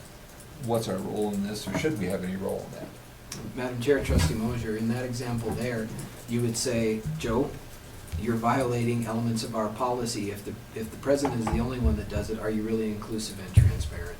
And that's the intent of this language, is to say, show us that it's inclusive and transparent, because I would be the first one to send me back into my own if I'm implementing increase to student fees and you have your student ex officio or folks from SGA saying, look what you've done to here, and we had no idea it was coming. That is certainly not inclusive and transparent, and so the procedure that we put in place would not meet the intent of your policy. Good. I like this because it really does address the issue of who's setting fees, how are they being set, how are they being used. We've been wanting those painted and clarified as to what they're used for, and this does a good job of that. If there are no other comments or questions, we will put this to the vote on October 15th as well. Tuition policy is next. Madam Chair, members of the board, this is one that I hope you will endorse. It's one of those that, I mean, really for the question that Trustee Mosier brought up, do we need this? The Community College Commission has statutory responsibility for setting tuition. You as a board really have no authority to set the tuition rates at this campus. That would be a wonderful conversation to have at another time about that, but the statute is pretty clear. But based on previous conversations with you as a board and the position that you've taken, and your role really in protecting the access and affordability missions of the community college, we felt that it would probably behoove the board to have a policy statement to say, yeah, we recognize the commission does this, but if it's a big piece that impacts affordability and access, and we want to have a say in it. We want to know and be involved in it, and at times we may ask our president to make a statement to the commission as they consider tuition increases. And that's really the intent behind it. So do you have any major power to step in and say we're going to raise or not raise tuition? Not necessarily, but should you have a philosophical stance and a mechanism to direct your employee to represent your perspective? Yeah, I think so. And that's really the intent behind this policy. And that particular information flow to the commission could be both for an increase or for a decrease. It could be either way. Certainly. I really like this, Joe. I like it. So if there are no other comments or corrections, we will vote on this one as well on October 15th. Thank you very much. Next approval item is the trustee voting delegate and alternate at the ACCT Leadership Conference on October 22nd through the 25th. Madam Chair? Yes. In the interest of moving this meeting toward a conclusion, I would like to nominate Trustee Mosier as the voting delegate and Trustee Erickson as the alternate at the Leadership Conference. Thank you very much. Second. Brenda seconds. Any discussion? Any further nominations? Oh, well, any further nominations? That's Tara's job. She stitched that. If not, all those in favor, please say aye. She's unsparking me. As well she should. Okay, all those in favor, please say aye. Aye. Aye. Okay, that is unanimous. Madam vote. Chair, I have a question in regard to the leadership conference. Dr. Joe, have we received the final booklet of the concurrent sessions? The reason I asked that, hopefully we'll have that before the October 15th meeting so that Trustee Mosier and I will be able to review it and share with you some of the areas of where we think it would be best for us to attend. And that's why I asked the question. Madam Chair, Trustee Erickson, my understanding is you will not get a hard copy of the program until you register and check in when you get to the thing. It is available online now, and I'd be happy to send you the link. I took a look at it. I looked on it today and I didn't see it. It just says concurrent session. I think, all you've got, even hard copy, the ACCT that came out, is basically what you're seeing online, and does just as you indicated, it doesn't break it out. We won't see it till then. But, Oh, that's unfortunate. yeah. So we'll do our best then to do the review and identify the places that we can do the best for LCCC. We know you will. That's all we can Thank you for ask serving. of Thank you. And Tara Thank cannot you. go with you. Madam Chair, members of the board, got I that. informed the other presidents that I would not be joining my two trustees, and I was amazed at how many of them stepped up to say, "Oh, we'll take care of your trustees." I told them to keep separation, and anything they say is false and misleading. No strings on us, huh? I was more worried about the presidents, not you. Thank you. Additional items, the historic list of board motions. Thank you very much, Vicki. Minutes and everything are wonderful. We need to give her a raise, Joe. Please. That's an executive session. Put that in the minutes. It's going to be in bold and red letters and flashing text. No presses. Okay, and then we have our next meetings. Our next meeting Excuse me. here will be on the 15th, but we are going to the summit in Laramie on the 8th and 9th, next Wednesday and Thursday, October Madam Chair, 10th. just so everybody else is aware, you will be having that executive session at 6 o'clock on October 15th. In the closed session, you'll have this room. We decided to do it at 6 and have our dinner in the hallway and then bring it in here so that we have a full hour for that meeting with Rob DeRoche. Okay, thank you, Vicki. Keep me on the straight and narrow here. And we'll remind you that for board members who would like to stay, the 10th will be the commission meeting. For those who would like to stay, yes, or return, Yes. either one. Thank you very much, guys. And thank you for the community college commission Yes. agenda. It's great. We were pleased to see they're actually publishing them online. Yes. This is the first time they've put it online. They will be doing so that's good. That is great, thank you. We have new business. Do you have new business, Madam Chair? I have new business. Do you have a new business? I do have a new. Please, well, you go first. What I have is a question I'd like to put to President Schaefer and just have him respond. Just a chance meeting with an employee in a hallway tonight on my way here. The conversation turned to time clocks, and it seemed to me that the subject was confusing and maybe inconsistent, and I thought maybe you would address this. But this is an employee who's confused about policy on clocking in and out. I gather that the clocking algorithm rounds off at increments of 7.5 minutes or some fixed time interval, and people are prone to clock in and out, not necessarily exactly on 8-hour days, and that there are different policies in different places. Some people are allowed to clock in and out, and if they run over minutes, there is some budget in some places for paying overtime. Other places, they say, no, if you clock in 15 minutes early, you leave 15 minutes early. And other people say, if you clock in 15 minutes early and leave on time, we have no provision for overtime, and you're going to be written up for this. So, can you tell us, is there any consistent policy about this on the campus, and should there be? Do we need one? And why do some places have an overtime budget and others don't? And I don't know. There are a lot of questions there's a lot of implications here. Madam Chair, Trustee Kilty, yes, there are. First, the easy one, and then I'm going to put Carol on the spot for the nuances with the rounding and now the moving away from rounding. Yeah, I mean, your staffing hours and time come out of your general operating budget. That budget is set and should be set based on a manager's expectation for overtime versus non-overtime. And so if employees work overtime, it comes out of an operating budget, and those managers are responsible for managing that. And so I would say within the capacity of anywhere where we hire hourly staff, there's the budget for overtime, whether it's appropriately budgeted or not. That's what we ask our managers to manage and keep in touch with. But Carol, I know I was following the emails about the changes to the rounding and not the rounding and stuff, and instead of me muddying the waters, maybe you can answer. In the beginning, when we had, That far back. This sounds a lot like the Old Testament. well, it has definitely been a saga.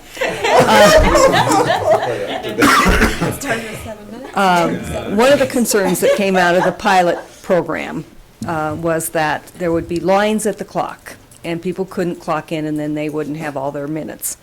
And so we had put in a policy where that if you clocked in 7.5 minutes either way, it rounded to whatever the hour was, say 8 o'clock. And as we brought those on, and then we now have all full-time people on, and the students came on, or students and part-time came on this fall, we find that that's not a problem anymore. There are plenty of clocks, and then also you can clock in from any computer on campus. And so it was causing more problems with people trying to figure out when they were, when their 8 hours were up. And so since it wasn't an issue that there weren't enough clocks and people were going to be penalized by that, we have changed that, so now it's minute for minutes.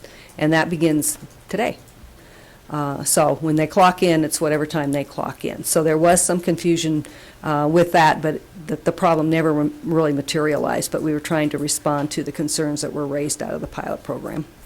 And Madam Chair, Trustee Kilty, we are required by the Fair Labor Standards Act for classified hourly non-exempt employees to pay them for the time worked. And I imagine when we draw and do payroll out of the time clock, you're going to have not perfectly 40 hours a week in every instance. No, with and that. we don't. So we still pay them on the hours worked. Now, it is the manager's prerogative to, encourage their employees to be precise and to do certain things. And we try to work with those managers, but I don't want to give the indication that, they're not getting paid for that time. If it's in the clock, they get paid for that time. Sure, I don't think that was the question. The question was, it seemed to me that managers were following very different policies with regard to this in places. The one where it says if you clocked 15 minutes of overtime and you did not get permission to receive overtime, we're going to write you up. I thought that was beginning to sound a little draconian. That is a little harsh, yes. But the managers are watching, and there are, like the Child Discovery Center, is on a pretty fixed budget. So they watch, and if someone is, got 10 minutes in there, then they'll ask them to leave about 10 minutes early so that it rounds out. It isn't quite as harsh as what you're saying in most places out there. But managers are watching, and they can tell, and as the employees can tell when they clock in, they can see how many hours and minutes that they have for the week going, and can adjust their time so that they can keep track of that and get it as close to the 40 hours as we can. Answer your question? Sure. Okay. Thank you, Carol. Thank you. Good job. Appreciate it. I have a piece of new business. This is a request from Ed that we have a nominating committee for our officers for next year. The only person who is not here would be our new Brad Barker. And so we thought, or Ed thought, that perhaps we'd have Dawn and Chris serve on that committee for nominations, if that is agreeable with them. You be the chair, lady. What's the nominating committee? For the officers next year, for the foundation representatives, Oh, for ACT, ACCT. So they bring us a slate? A slate, and I think they probably would maybe visit with the trustees to see what their desire is for a position. So that's okay? Mm-hmm. Including the new electee. Oh, absolutely. Brad Barker. Yes. We will miss Dr. Kilty. Gosh, you guys are talking like he's a shoe-in. He's not a And shoe he out. is. What do you want to call him? A boot-in? Okay, I think we decided that one. Kenan, do you have anything that you would like to tell us or comment? We want you to feel free to speak at any time, ask questions, and I don't want to put you on the spot, so. I don't have anything today. Perfect. Thank you. Thank you for being here. We really Don't be appreciate bullied it. by her. If you don't have anything to say, don't. I'm not bullying you, but I guess the question that Ed and I have is, because I really don't know the answer to this question. She's is gonna were bully. Were you nominated by SGA, by the student body? Were you voted on? How did you come to us? You got too lucky. Were you booted in? It was through SGA. They nominated a few people through SGA, and then SGA voted on it. Okay. And so are you also a member of SGA? Yes. Okay. Because I don't think, I didn't know that. Did the rest of you know how Keenan came to us? I believe Dr. Joe told us, but it was I don't very quickly. remember that. It was rather quickly, but Well, Ed and I didn't catch it. Bad students.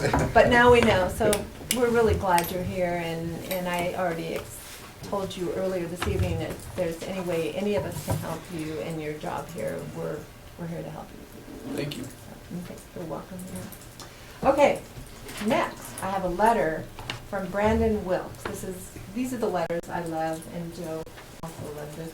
To the Board of Trustees of Laramie County Community College. As a student at Laramie County Community College, I have always done the very best I can to manage my personal funds in order to pay for the quality education, and so he goes on about that. And as his expenses accumulated, he was certain that he would need assistance here and turned to financial aid. He applied for many scholarships, and he received the Board of Trustees scholarship, and I believe it's the first year that it's ever been awarded. So he wants to be a dentist, and he's on his way with his education. If you'd like to read this letter, I'll pass it around. And so So this was made from the Board of Trustees? Our scholarship. That endowment? yes, our endowed scholarship. So I think that we can be happy that we have that scholarship. And the scholarship is actually for anyone. We didn't put any real restrictions on it, except they had to be a student at LCCC, but they can be in any program. They can have the grades that they get, and so we're getting a top quality person here. And so, Would you like to take this and make a copy of it? yes, please, thank you. So is there any other new business? Is there any public comment? I think people are ready to go home. Could I have a motion for adjournment, So moved. please? Back and forth. Who said Evelyn's part? Kevin. A second, please. I second. Thank you, Brenda. All those in favor, please say aye. Aye. And so this meeting is adjourned. Thank you very much. And thank you for the humor this evening. It's always more fun to come when there's some humor in the room. thank you, Sharon.